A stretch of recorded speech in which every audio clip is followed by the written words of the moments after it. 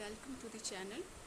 हम यहाँ पे CCL मेंस के रिवीजन सीरीज़ में जीके के पोर्शन को डिस्कस कर रहे हैं, जिसमें दो पार्ट मॉडर्न हिस्ट्री का हम डिस्कस कर चुके हैं। आज ये थर्ड पार्ट है और पिछले दो पार्ट में हमने नॉन कॉर्पोरेशन मूवमेंट तक डिस्कस कर लिया है। सो आज हम उसके आगे डिस्कस करेंगे। हमने पिछले वीडियो में नॉन कॉर्पोरेशन मूवमेंट तक ख़त्म किया था कि 1920 में जो है नॉन कॉर्पोरेशन मूवमेंट स्टार्ट होता है और इसके रीज़न्स को हमने देखा था कि क्या क्या रीज़न था। जलियांवाला बाग, रॉलेट एक्ट और खिलाफत मूवमेंट, ये सारे रीज़न थे। तो उसके बाद जो है यहाँ पे नॉन कॉर्पोरेशन मूवमेंट को कंटिन्यू करने के लिए जो है सेशन लाया जाता है ताकि उस चीज़ को अप्रूवल मिल सके। सितंबर 1920 में कोलकाता का सेशन होता है, जिसमें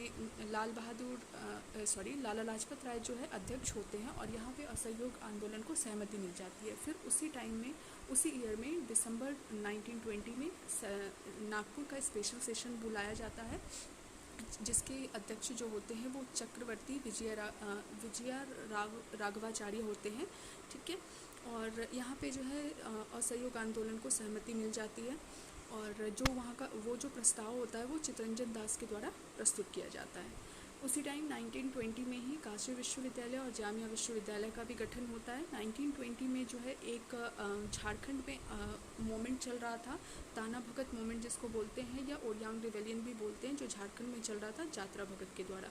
तो ये पूछा जाता है कि जब नॉन कॉर्पोरेशन मूवमेंट हो रहा था तो उसके पैरेलल में कौन सा मूवमेंट या कौन सा संथाल रिवेलियन कौन सा अदर मूवमेंट भी चल रहा था। तो ये इसका जो है आप इसके बारे में यहाँ पे आप ऑप्शन में बताओगे कि और जो ताना भगत के द्वारा जो है झारखंड में ये मूवमेंट चल रहा था। 1921 में जो है वॉइसराय चेंज होते हैं, लॉर्ड मिंटो से लॉर्ड रिडिंग बन जाता है नेक्स्ट वॉइसराय। और जब लॉर्ड रिडिंग आते हैं तो उसमें जो है आंदोलन को दबाने की कोशिश करते हैं। आंदोलन को दबाने के लिए उन्होंने अली ब्रदर्स जो कि खिलाफत मूवमेंट को चला रहे थे उसको अरेस्ट कर लेते हैं। तो गांधी जी उनको वार्न करते हैं कि उसे छोड़ देने के लिए, अली ब्रदर्स को छोड़ने के लिए कहा जाता है, नहीं तो वो क्या करेंगे, बारदोली से जो है सिविल डिसोबीडिएंट मूवमेंट को स्टार्ट करेंगे। बट इसी बीच क्या होता है, 5 फरवरी 1922 को चौड़ा चौड़ी कांड हो जाता है, जिसमें जो कि यूपी में होता है, जिसमें पुलिस स्टेशन को चलाया जाता है और पुलिस फिर जो है अपोजिट में वहाँ पे लाठी चार्ज करती है। तो इस वजह से गांधी जी इस चीज़ से बहुत हर्ट होते हैं, क्योंकि उनका वो था कि हमें जो भी आंदोलन, जो भी मूवमेंट चलाना है वो अहिंसा मतलब हिंसा नहीं होनी चाहिए, उसमें अहिंसापूर्ण होनी चाहिए। तो इस वजह से गांधी जी ने क्या किया था, 12 फरवरी को 1922 को नॉन कॉर्पोरेशन मूवमेंट को सस्पेंड कर दिया गया था गांधी जी के द्वारा। उसके बाद 1923 में जो है जब सस्पेंड कर दिया गया था तो गांधी जी को फिर अरेस्ट कर लिया गया था। इस मूवमेंट को चलाने की वजह से गांधी जी को अरेस्ट कर लिया गया था और 1923 में फिर स्वराज पार्टी का गठन इलाहाबाद में चित्तरंजन दास और मोतीलाल नेहरू के द्वारा किया जाता है। ये दोनों इसलिए वो कर रहे थे, पहले तो ये गांधी जी से गुस्सा हो गए थे, बहुत लोग उनसे नाराज़ हो गए थे, क्योंकि ये जो नॉन कॉर्पोरेशन मूवमेंट था वो अच्छे लेवल पे और बहुत प्रोग्रेस कर रहा था। इस वजह से, और गांधी जी ने उसको बीच में सस्पेंड कर दिया था, इस वजह से सारे लोगों में जो है गांधी जी को लेके बहुत नाराज़गी थी। और दूसरा, ये दोनों जो है चुनाव लड़ना चाहते थे। इनका कहना ये था, चित्तरंजन दास और मोतीलाल नेहरू का कहना ये था कि अगर हमें कुछ भी इम्प्रूवमेंट करना है तो हमें जो है ब्रिटिश के काउंसिल में घुसना पड़ेगा और वहाँ पे अपने आप को रिप्रेजेंट करके भी हम कुछ चेंज ला सकते हैं। लेकिन गांधी जी इसके अगेंस्ट में थे। गांधी जी का कहना था कि अगर हम नॉन कॉर्पोरेशन मूवमेंट चला रहे हैं, इसका मतलब होता है असहयोग आंदोलन, मतलब एक तरफ हम ये मूवमेंट चला रहे हैं कि हम उनके किसी भी काम में उनको सहयोग नहीं करेंगे, और दूसरी तरफ ये लोग उसी पार्टी में जाके इलेक्शन लड़ना चाहते हैं। इस वजह से गांधी जी और जो चित्तरंजन दास है और मोतीलाल नेहरू, इनमें कन्फ्लिक्ट हो गया था। लेकिन बाद में जब गांधी जी को जब अरेस्ट कर लिया गया था, जब वो बाहर आए, जब उन्होंने देखा कि स्वराज पार्टी का गठन हो रहा है, तो उन्हें ये रियलाइज़ हुआ कि कहीं इस तरह से धीरे धीरे सारी पार्टी अलग ना हो जाए और जो हमारा मेन पर्पस है भारत को आज़ाद कराने का, वो संभव नहीं हो पाए, क्योंकि सब अगर छोटे छोटे अलग अलग हो जाएंगे, जब तक हम एक बन के नहीं रहेंगे तब तक हम उस ब्रिटिशर्स से नहीं लड़ सकते, उनको नहीं भगा सकते। तो फिर गांधी जी उस बात के लिए राज़ी हो जाते हैं और बाद में जो है गांधी जी और चित्तरंजन दास के बीच में एक पैक्ट साइन होता है, जिसको कि गांधी दास पैक्ट भी कहा जाता है, जिसमें स्वराज और कांग्रेस पार्टी फिर से एक हो जाती है। ठीक है, उसके बाद 1928 में क्या होता है कि बारडोली सत्याग्रह सरदार वल्लभ भाई पटेल द्वारा चलाया जाता है गुजरात में। फिर 1927 में साइमन कमीशन आता है। ये चेम्सफोर्ड रिफॉर्म्स की समीक्षा के लिए आता है हर 10 साल में, मतलब जैसे हमारे उसमें इलेक्शन होता है कि कहाँ क्या वो चेंजिंग होना है उस वजह से, तो यहाँ पे साइमन कमीशन का भी जो है इसी वजह से गठन किया गया था कि हर 10 साल में भारत में जो भी चेंजेस लाने हैं उससे रिलेटेड वो लॉ बनाते थे। तो यहाँ पे क्या हुआ था कि हर 10 साल में 10 साल के बाद वो आते थे, लेकिन इस बार जो है 2 साल पहले ही आ गए थे। 2 साल पहले आने का रीज़न ये था कि ब्रिटेन में जो है चुनाव होने वाला था, इस वजह से वो जो भारत में जो चेम्सफोर्ड रिफॉर्म्स आना था वो 2 साल पहले ही आ गया। और दूसरा कारण ये था इसके प्रोटेस्ट का कि भारत में ये जो साइमन कमीशन बनाया गया था इसमें कोई भी इंडियन नहीं था। तो सबका ये कहना था कि अगर ये लॉज या जो भी चीज़ें हैं अगर इंडिया के लिए बनाना है तो उसमें भारतीय का होना ज़रूरी है। इस वजह से उसका बहुत प्रोटेस्ट हुआ। और जब साइमन कमीशन आया था तो उस टाइम जो पीएम थे ब्रिटेन के वो स्टैनली बॉल्डविन थे। दिसंबर 1927 में जब ये क्लियर कर दिया गया कि साइमन कमीशन जो है 1927 में भारत आने वाला है, तो दिसंबर 1927 में ही मद्रास का सेशन बुलाया जाता है एमएन अंसारी के द्वारा, जिसको एमएन अंसारी जो है जिसको लीड करते हैं। वहाँ पे जो है एक मतलब मीटिंग बिठाई गई थी कि जब भी वो साइमन कमीशन इंडिया आएगा उसे हमें उसका रिवॉल्ट करना है। तो ऑल इंडिया रिवॉल्ट के लिए जो है ये सेशन बुलाया गया था। 3 फरवरी 1928 को साइमन कमीशन जो है बॉम्बे पहुंचता है। साइमन गो बैक का नारा लगना स्टार्ट हो जाता है। हर जगह से साइमन गो बैक का प्रोटेस्ट होना स्टार्ट हो जाता है। तो 2 जगह जो है वो इम्पॉर्टेंट हो जाता है। एक तो लखनऊ में जो कि नेहरू एंड जीवी पंत उनको लीड कर रहे थे, और पंजाब में जो है लाला लाजपत राय लीड कर रहे थे। और इसी में लाला लाजपत राय पे जो है लाठी चार्ज होता है और वहाँ पे इनकी डेथ हो जाती है। तो इस वजह से ये जो प्रोटेस्ट का प्लेस है ये इम्पॉर्टेंट होता है। 1925 में सेल्फ स्टीम मूवमेंट जो है तमिलनाडु के राधा स्वामी पडियार के द्वारा चलाया जाता है। 1924 में हिंदुस्तान रिपब्लिक एसोसिएशन कानपुर में बनाया जाता है। किसके द्वारा? सचिंद्र सन्याल एंड योगेंद्र चंद्र बनर्जी तो फाउंड ये करते हैं। और उसके मेंबर कौन कौन से होते हैं? रामप्रसाद बिस्मिल एंड चंद्रशेखर आज़ाद। 1925 में काकोरी स्कैंडल होता है 9 अगस्त को। इसमें क्या होता है कि 8 डाउन सहारनपुर लखनऊ ट्रेन को जो है लूटा जाता है। और इसमें इन्वॉल्व कौन कौन होते हैं? चंद्रशेखर आज़ाद, रामप्रसाद बिस्मिल, रोशन, राजेंद्र लाहिड़ी, अशफाक उल्ला खान। ठीक है। और ये फर्स्ट मुस्लिम मार्टर होते हैं, इस वजह से इनका नाम बहुत फेमस है। और ये क्वेश्चन भी आता है कि फर्स्ट मुस्लिम मार्टर कौन था? तो अशफाक उल्ला खान जो है फर्स्ट मुस्लिम मार्टर थे। और ये भी क्वेश्चन आता है कि काकोरी स्कैंडल में कौन कौन पर्सन जो है उससे रिलेटेड है। देन 1925 में फिलॉसफी ऑफ बॉम्ब या रिवॉल्यूशनरी फिलॉसफी जो है भगवती चरण बोरा के द्वारा बनाया जाता है। और इसका जो प्रस्तावना होता है वो भगत सिंह के द्वारा लिखाया जाता है। और इसके सहयोगी जो होते हैं ये चंद्रशेखर आज़ाद होते हैं। तो इसमें प्रस्तावना वगैरह से रिलेटेड तो पूछा नहीं गया है अभी तक, लेकिन हाँ फिलॉसफी ऑफ बॉम्ब किससे रिलेटेड है वो पूछा गया था, तो भगवती चरण बोरा होगा।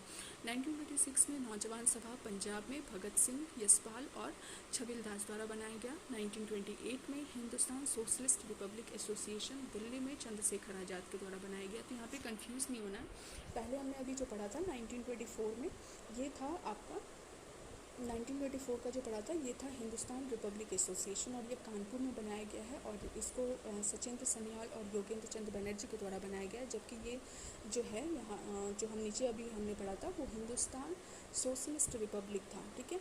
ये हिंदुस्तान सोशलिस्ट रिपब्लिक एसोसिएशन है जिसको दिल्ली में चंद्रशेखर आज़ाद के द्वारा बनाया गया है। इसके मेंबर कौन है? भगत सिंह, बटुकेश्वर दत्त, जतिनंद नाथ और अजय घोष। 1928 में लाहौर कॉन्स्पिरेसी होती है, जिसमें ये लाहौर कॉन्स्पिरेसी क्यों होती है? तो लाला लाजपत राय की जो मौत है साइमन कमीशन के टाइम में होता है। इसका बदला लेने के लिए जो है चंद्रशेखर आज़ाद, भगत सिंह, राजगुरु, सुखदेव और सभी राम जो है ये चारों जो है लाहौर कॉन्स्पिरेसी में पार्ट लेते हैं, जिसमें उनका वो था कि पुलिस अधीक्षक होते हैं जॉन पी सार्डन, उसको मारने के लिए ये सारे जो है ये सारे पर्सन मतलब मिलके एक प्लान बनाते हैं उनको मारने के लिए। देन 1929 में जितिन दास का भूख हड़ताल से मृत्यु होती है। 1931 में भगत सिंह, राजगुरु, सुखदेव को फांसी दी जाती है। 1931 में चंद्रशेखर आज़ाद का इलाहाबाद के अल्फ्रेड पार्क में मौत हो जाती है। 1929 में सेंट्रल लेजिस्लेटिव बॉम्ब इंसिडेंट होता है, जो कि ट्रेड बिल, जो सेंट्रल लेजिस्लेटर है वहाँ पे ट्रेड डिस्प्यूट बिल को डिस्कस किया जाता है, और उसी टाइम जो है भगत सिंह और बटुकेश्वर दत्त जो है सेंट्रल लेजिस्लेटिव पे बॉम्ब फेंक देते हैं।